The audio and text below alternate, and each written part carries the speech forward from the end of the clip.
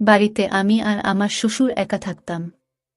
রোজ রাতে আমার শ্বশুর আমাকে একটা নতুন বেডশিট দিয়ে যেত আর বলতো, বৌমা, এটাতে ঘুমাও, আর সকাল হলে বেডশিটটা একটা ব্যাগে ভরে নিয়ে চলে যেত। আমার মনের অবস্থা তখন ভালো ছিল না। আমি বিধবা হয়েছিলাম, 1 মাসও হয়নি, কিন্তু একটা জিনিস খুব আশ্চর্যের ছিল, যখনই আমি ওই বেডশিটে শুতাম আমার খুব ঘুম চলে আসত। রোজ একই কাজ করতে করতে আমি ক্লান্ত হয়ে পড়েছিলাম।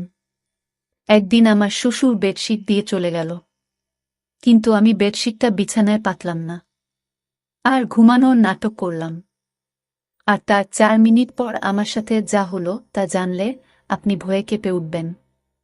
তো বন্ধুরা, ভিডিওটি শুরু করার আগে আপনি যদি আমার এই চ্যানেলটির নতুন দর্শক হয়ে থাকেন তাহলে চ্যানেলটি সাবস্ক্রাইব করবেন। আমার নাম রচনা। আমার পরিবারে আমি আর আমার কাকা ছাড়া আর কেউ বেঁচে নেই। কাকা আমার বিয়ে দিয়ে দিল, কিন্তু আমার কাকা কোনো খারাপ মানুষ ছিলেন না, মানে খুব ভালো মানুষ ছিলেন। আমার 17 বছর বয়সে বিয়ে হয়।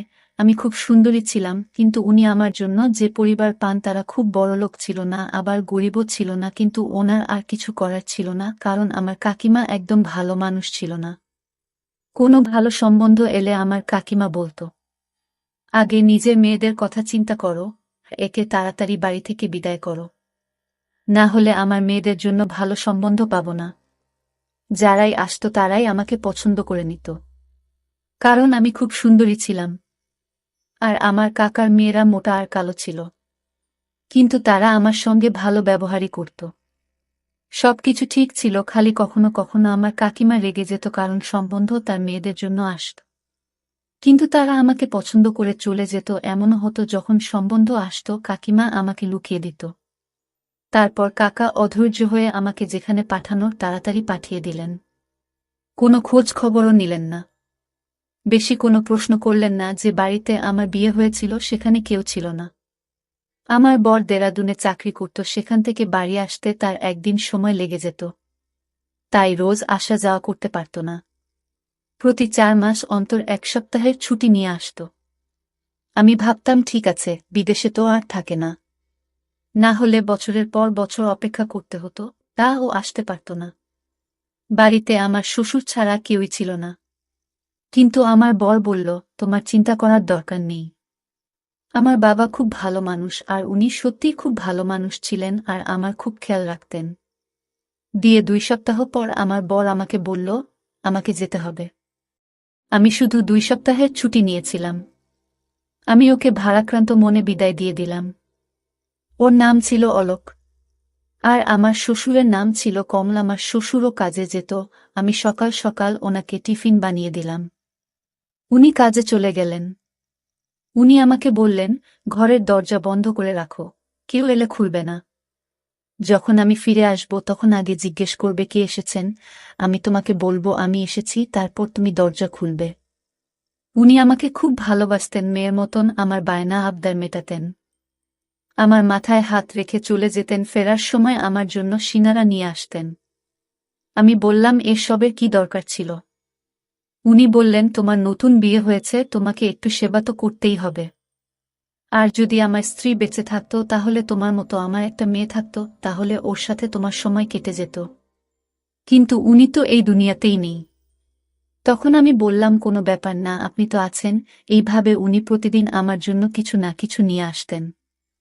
উনি এমন একটা জিনিস নিয়ে এলেন একদিন, যেটা আমি কখনো ভাবিনি, আর তাতে আমি একটু অপ্রস্তুতে পড়ে গেলাম।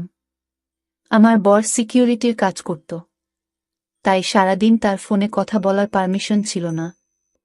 শুধু রাতে 5 মিনিটের জন্য আমাকে ফোন করত, কিন্তু সে এত ক্লান্ত থাকত যে কথা বলতে বলতেই ঘুমিয়ে যেত।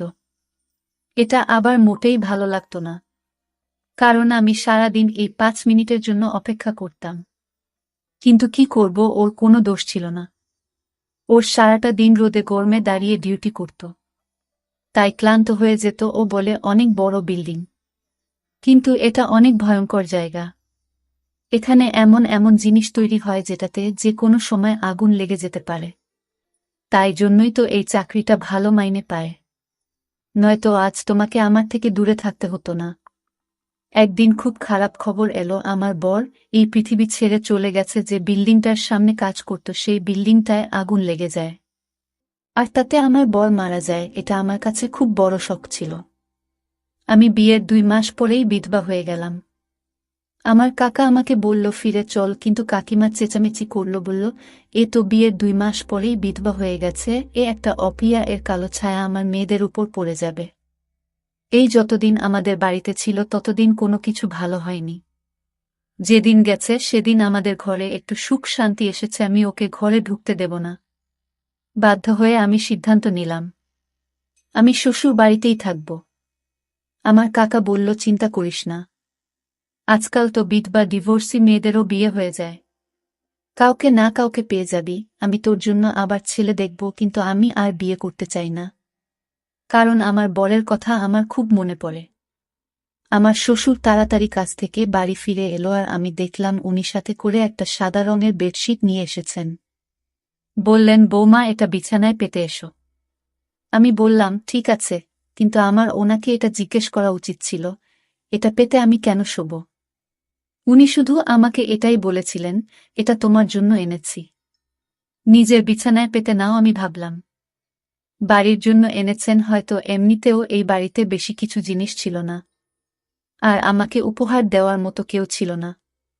কিন্তু সমস্যা তো তখন হলো যখন সকালে উনি এসে আমাকে বললেন বৌমা বেডশিটটা আমাকে ফেরত দাও।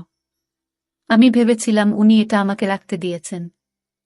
আমি বললাম কিন্তু আমি তো ওটা বিছানায় পেতে দিয়েছি, আর রাতে ওটার উপরে ঘুমিয়েছি। উনি বললেন কোন ব্যাপার না, ভালোই করেছ, রাতে ওটার ওপর ঘুমিয়েছ, কিন্তু এখন আমাকে ওটা ফেরত দাও। আমি ওই বেডশিটটা বিছানা থেকে তুলে আমার শ্বশুরকে ফেরত দিলাম। উনি বেডশিটটা ব্যাগে ভরে নিয়ে চলে গেলেন, দেখে তো মনে হচ্ছিল ওটা নতুন আর খুব দামি মনে হচ্ছিল, তাই জন্য হয়তো ফেরত দিতে চলে গেলেন। আমিও বেশ কিছু প্রশ্ন না করে বেডশিটটা ফেরত দিলাম। আবার বরের কথা আমার খুব মনে পড়ত, কিন্তু আজকে রাতে আমি খুব ভালোভাবে ঘুমিয়েছি। কিন্তু আগে বেশ কিছুদিন শুয়ে আমি রাতে বিছানায় শুধু কাঁদতাম, কেঁদে কেঁদে পাগলের মতো হয়ে যেতাম। আমার মনে হতো সব কিছু মিথ্যে। এখনই হয়তো আমার স্বামী ফিরে এসে বলবে ওই খবরটা মিথ্যে ছিল। আমি তো একদম ঠিক আছি, আমার তো কিছুই হয়নি, কিন্তু এগুলো শুধুই মন বোঝানো কথা। এরকম ভাবে কি কেউ ফিরে আসে? জীবন বড় খারাপ জিনিস, মানুষের সাথে ন্যায় বিচার করে না, উল্টে মানুষকে এমন পরিস্থিতির মধ্যে ফেলে দেয় যেটার জন্য সে প্রস্তুত ছিল না। আমি তো কখনো ভাবিনি যে আমি এত তাড়াতাড়ি বিধবা হয়ে যাব। আর আমার স্বামী, যার সাথে আমি মাত্র 2 সপ্তাহ কাটিয়েছি, সে এই পৃথিবী ছেড়ে চলে গেল। আমার মনে শুধু একটাই আশা, হয়তো আমি মা হতে চলেছি। আমার স্বামী মারা গেছে মাত্র 1 মাস হয়েছে। কিছুদিন আর যদি বাঁচত তাহলে হয়তো আমি নিশ্চিত হয়ে যেতাম যে আমি সত্যিই মা হতে চলেছি নাকি সেটা নয়, কারণ যখন আমার স্বামী ফিরে গিয়েছিল তার 20 দিন আগে সে আমার কাছে ছিল, আর তার যাওয়ার 2 দিন পরই খবর এলো যে সে আর বেঁচে নেই। তাই জন্য আমার মনে একটা আশা ছিল। রাতে যখন শ্বশুর ফিরে এলো তখন আবার একটা বেডশিট নিয়ে এলো, বলল বিছানায় পেতে নিতে। আমি বললাম কি ব্যাপার, আপনি ফেরত দিতে কেন গেছিলেন? উনি বললেন যে দোকান থেকে আমি এই বেডশিটটা নিয়েছিলাম, ওই দোকান থেকে আমার বন্ধু ও বেডশিট নিয়েছিল, কিন্তু ও বোন বাবা ওটা দাম কমে গিয়েছে, আর আমারটা দাম বেশি নিয়েছে, তাই আমি ওটা নিয়ে ঝগড়া করতে গেছিলাম। দোকানদার আমাকে 2 টাকা ফেরত দিয়েছে, তুমি গিয়ে শুয়ে পড়ো। আমি বললাম ঠিক আছে। আমি আবার বেডশিটটা পেতে নিয়ে শুয়ে পড়লাম। এমন ঘুমান না, একেবারে সকালে গিয়ে ঘুম ভাঙল, কিন্তু সকালে আমার শরীরটা ভালো লাগছিল না। আমার মনে হচ্ছিল আমি মা হতে চলেছি। তখন আমার মাথাটাও ঘুরছিল, আর গা হাত পা ব্যথা করছিল। কিন্তু সকালে যখন জল খাবার বানাচ্ছিলেন, শ্বশুর আবার এসে বলল বেডশিটটা ফেরত দাও। আমি অবাক হয়ে গেলাম। আমি ওনাকে কিছু জিজ্ঞেস করতে গেলাম তো উনি বললেন আবার এখন টাইম নেই, তাড়াতাড়ি ওটা নিয়ে আসো। আমি তাড়াতাড়ি ওটা এনে ওনাকে দিয়ে দিলাম। উনি কোনো উত্তর না দিয়ে বাজারে চলে গেলেন আর বললেন আমার অনেক কাজ আছে বোমা, তুমি নিজের খেয়াল রেখো। আমি ভাবলাম এসব কি হচ্ছে, কখনো ফেরত দিতে চলে যান, কখনো নিয়ে চলে আসেন, জানি না উনি কি করছেন। বুড়ো মানুষ, এরা খুব সহজেই অন্য লোকের কথা বিশ্বাস করে। যখন বেডশিটটা নিয়েছে তখন চুপচাপ রেখে দিন। 1-2 টাকার জন্য এত ঝামেলা করার কি আছে? আজকাল তো 2 টাকায় একবার খাবারটাও হয় না। কিন্তু আমার শ্বশুরকে কে বোঝাবে? আমার শরীরটা পুরো দিন খারাপ হয়ে রইল। আমি মনে মনে খুশি হলাম যে আমি মা হতে চলেছি। আমি এই জন্য খুশি হয়েছিলাম যে আমার স্বামীর কিছু না কিছু চিহ্ন তো আমার কাছে থাকবে। আমি ভেবে নিয়েছিলাম যে যদি ছেলে হয় তাহলে আমি তার নাম আমার স্বামীর নামে রাখব। এই ভেবে অলোক আমার জীবনে আবার ফিরে আসবে। কেউ তো আমার নিজের হবে, না হলে তো আমার জীবনে নিজের বলে কেউ নেই। একমাত্র স্বামী ছিল সে, ও এই পৃথিবী ছেড়ে চলে গেল। আমার শ্বশুর তো রুটিন বানিয়ে ফেলেছিল। উনি রাতে আমাকে পেয়েছি দিতেন, আবার সকালে ফেরত চেয়ে নিতেন, আর আমি এমন ঘুমিয়ে পড়তাম যে আবার কোনো হুঁশ থাকত না। আমি কোথাও শুনেছিলাম যে যখন মহিলারা হয় তখন তার খুব ঘুম পায়। তাই জন্য আমি অন্য কিছু না ভেবে এই সব নিয়েই বলেছিলাম, কিন্তু 1 সপ্তাহ পর আমার এই আশাটা ভেঙে গেল। আমার মন খুব খারাপ হলো। আমি গর্ভবতী ছিলাম না, আমার স্বামীর কোনো চিহ্ন আমার কাছে রইল না। আমার খুব বেশি আফসোস লাগছিল, খুব কাছে ছিলাম। শ্বশুরকে এসব কিছুই বলিনি, কিন্তু উনি জিজ্ঞেস করলেন কাঁদছ কেন? আমি বললাম না, কিছু না। কিন্তু আবার আমি চিন্তা করতে লাগলাম, যদি আমি গর্ভবতী হব তাহলে আমার এত কেন ঘুম পায়, আমার শরীর এত ব্যথা হয় কেন? আমি তো ভাবছিলাম এসব কিছু গর্ভবতী হওয়ার জন্য হচ্ছে, তাহলে আমার শরীর এত খারাপই বা ছিল কেন? কিন্তু এখন কাকে বলবো? আমাকে ডাক্তারের কাছে নিয়ে চলো। শ্বশুরকে বলতে কেমন অস্বস্তি হচ্ছে। কাকে বলবো? তো কাকা কি ভাববে? যদি আমার স্বামী বেঁচে থাকতো তো ওর সাথে চলে যেতাম। কিন্তু ধীরে ধীরে যন্ত্রণা বাড়তে লাগলো। রাতে খুব গভীরভাবে ঘুমিয়ে যেতাম, বুঝতে পারতাম না কখন ঘুমিয়েছি আর কখন জেগে আছি। আর এদিন এক দৃশ্য দেখে আমি তো অবাক হয়ে গেলাম। দেখলাম আমার শ্বশুর নিজেই বেডশিটটা ধরছে। আমি অবাক হলাম এটা ভেবে যে ইনি চাদরটা ধরছেন কেন। উনি কি মনে করেন যে আমি চাদরটা নোংরা করে ফেলেছি? তাই যদি মনে করে তাহলে আমাকে বললেই পারতেন, আমি নিজে ধুয়ে দিতাম। কিন্তু তিনি চাদরটা নিয়ে কি কাজ করছেন? এটা আমার ঘরে ছিল। আমি মনে করতাম আমার শ্বশুর ছেলের মৃত্যুতে হয়তো পাগল হয়ে গেছেন, অদ্ভুত অদ্ভুত কাজকর্ম করছেন। একটা চাদর গিয়ে বারবার খেয়ে ধরে, রাতে বলে পেতে নাও, সকালে বলে ফেরত দাও। এই ধরনের আচরণ তো কোনো নর্মাল মানুষ করবে না। কিন্তু আমি কিছু বলতাম না, কারণ আমার থেকে বেশি ক্ষতি ওনার হয়েছিল। ওনার বুড়ো বয়সের লাঠি হারিয়ে গেছিল। আমার স্বামীর মৃতদেহটাও আমরা পাইনি। শুধু আমাদের এটুকু বলে দেওয়া হয়েছিল যে সে এই পৃথিবী ছেড়ে চলে গেছে। কারণ বিল্ডিং এ আগুন লেগেছিল, তাই বেশিরভাগ লোকের মৃতদেহ পাওয়া যায়নি শেষবারের মতো। আমার শ্বশুর ছেলেকে প্রাণ ভরে দেখে ও নিয়ে আর আমিও দেখিনি। তাই জন্য হয়তো আমাদের মনে অনেক দুঃখ জমেছিল। আর সেই দুঃখটাকে বার করার জন্য উল্টো একটা কাজকর্ম করছিলেন। আমি এই বিষয়টায় বেশি গুরুত্ব দিলাম না, আর আমার শরীর আরও বেশি খারাপ হতে লাগল। আমি আমার শরীর নিয়ে খুব বেশি অসুবিধায় পড়লাম। এখন তো আমি ঘরের কাজ করব ঠিক করে করতে পারছিলাম না। আমার খালি বমি হতো। একদিন আমার শ্বশুরবাড়ি ছিল না, তখন একজন প্রতিবেশী আমার বাড়িতে এলো। আমি তাকে সবকিছু বললাম। সব শুনে সে বলল, তোমার শরীর তো খুব খারাপ মনে হচ্ছে, এরকম ভাবে চললে হবে না। বাড়িতে শুধু যদি শ্বশুর থাকে তাহলে ওনাকে বলবেন না তো কাকে বলবে? এতে লজ্জা পাওয়ার কি আছে? লজ্জা পেতে গিয়ে মরে যাবে নাকি? চলো তুমি আমার সঙ্গে। সে আমাকে হাসপাতালে নিয়ে গেল। ডাক্তার আমাকে চেক করে বলল আমি মা হতে চলেছি। শুনে তো আমি থমকে গেলাম। আমি বললাম, ডাক্তারবাবু এটা কি করে সম্ভব? আমার স্বামী তো মারা গেছে। উনি আমাকে কোনো তারিখের ব্যাপারে জানতে চাইলেন। আমি ওনাকে সবকিছু বললাম। আমি ওনাকে বললাম, হ্যাঁ আমারও আগে মনে হতো এমনটা, কিন্তু সেটাও তো প্রায় 1 মাস হয়ে গেছে। আমার স্বামী 2 মাস আগে আমাদের ছেড়ে চলে গেছে। কিন্তু ডাক্তার বলল কখনো কখনো এরকমটাও হয়, হয়তো আপনার সাথেও এমনটাই হয়েছে। মহিলার শরীরে কোনো লক্ষণ দেখা দেয় না, কিন্তু তবুও সে গর্ভবতী হয়। আমি তো কিছুই বুঝতে পারছিলাম না।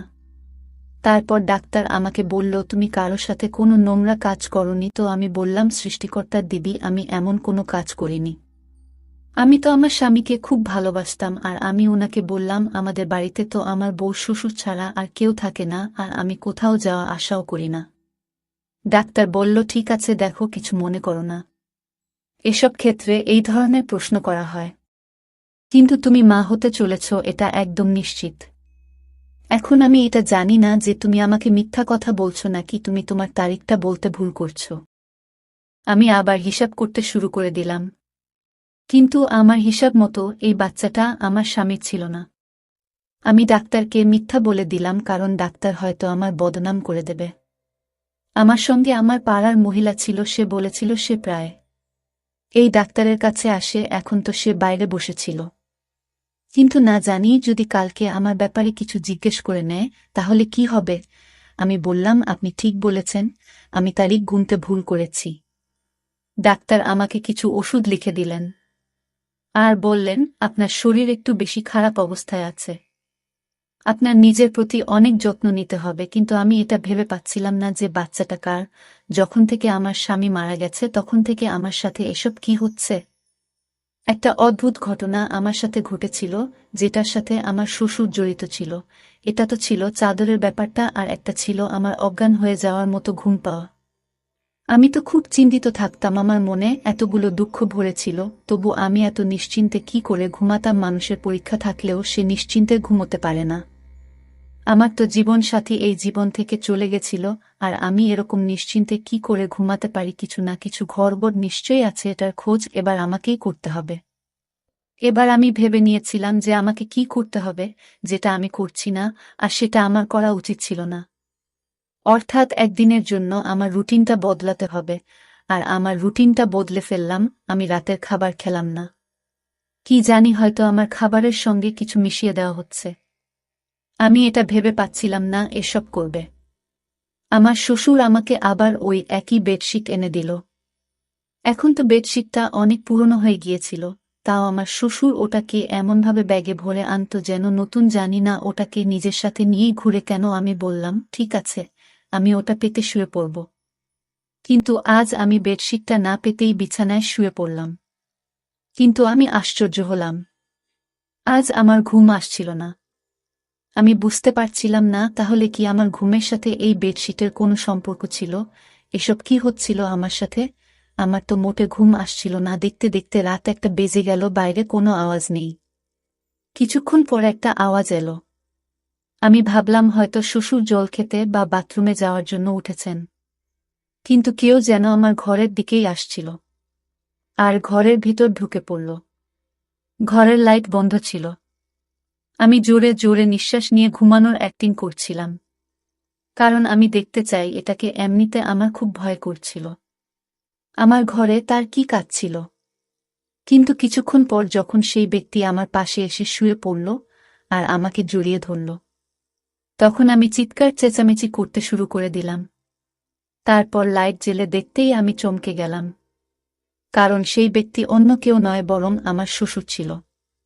ওই চাদরটার দিকে দেখলেন আর রেগে গিয়ে আমাকে বলেন, আজকে চাদরটা পাতনি কেন। আমি আরও চমকে গেলাম, কিভাবে কথা বলছে আমার শ্বশুর আমার সাথে। আমি চিৎকার করছিলাম। উনি বললেন, নোংরা মহিলা একটা, চেঁচাচ্ছিস কেন। আমি পুরোপুরি ঘাবড়ে গেছিলাম। আমি বললাম, আপনি এসব কি করছেন। আমার শ্বশুর ঘাবড়ে গেল। আমি আরও জোরে জোরে চিৎকার করা শুরু করে দিলাম। পাড়ার লোকজন সবাই এসে আমাদের দরজা খটক করতে শুরু করে দিল। সব কি হচ্ছে। সেই মহিলারা আর তার স্বামী বাড়ির ভেতরে ঢুকে পড়ল, যার সাথে আমার একটু বন্ধুত্ব হয়েছিল। আমি ওদের চিৎকার করে শুধু এটুকু বললাম, পুলিশকে ডাকো, ইনি আমার ইজ্জতের উপর হামলা করেছেন। ওরা তো হকচকিয়ে গেল। সারা পাড়ার লোক জড়ো হয়ে গিয়েছিল। পাড়ার লোকেরা সবসময় বিরক্ত থাকত। তারা চোর বা এই ধরনের অপরাধী পেলে তাকে মেরে মেরে তার উপর সব রাগ উগরে দিত। আমার শ্বশুরকেও ওরা ঘিরে ফেলেছিল। তারা বলেছিল, এই পাড়ায় সবাই ভদ্রলোক থাকে, আপনি আপনার বৌমার সাথে এসব কি করছেন। তাছাড়া আমি ওই মহিলাকে আগেই বলেছিলাম আমি মা হতে চলেছি, আর আমি জানি না এই বাচ্চাটাকে। আর আমার শ্বশুর এবার মুখ খুললেন। উনি বললেন, উনি চাদরে ঘুমের ওষুধ মিশিয়ে নিয়ে আসতেন। যখন ওষুধটা আমার নিঃশ্বাসে যেত তখন আমি অজ্ঞান হয়ে যেতাম। আর উনি রোজ আমার ইজ্জতের উপর হামলা করতেন। যবে থেকে আমার স্বামী মারা গেছে তবে থেকে উনি আমার সাথে এটা করছেন। আর এই বাচ্চাটা, উনার সবাই নিজের কানে হাত দিয়ে ছিছি করতে লাগলো। কেউ কেউ বলল, এই ব্যক্তিকে পাড়া থেকে বের করে দাও। কিন্তু আমি আওয়াজ উঠালাম। আমার কাকাকে ও ডাকলাম। আমি বললাম, আমি আত্মহত্যা করব।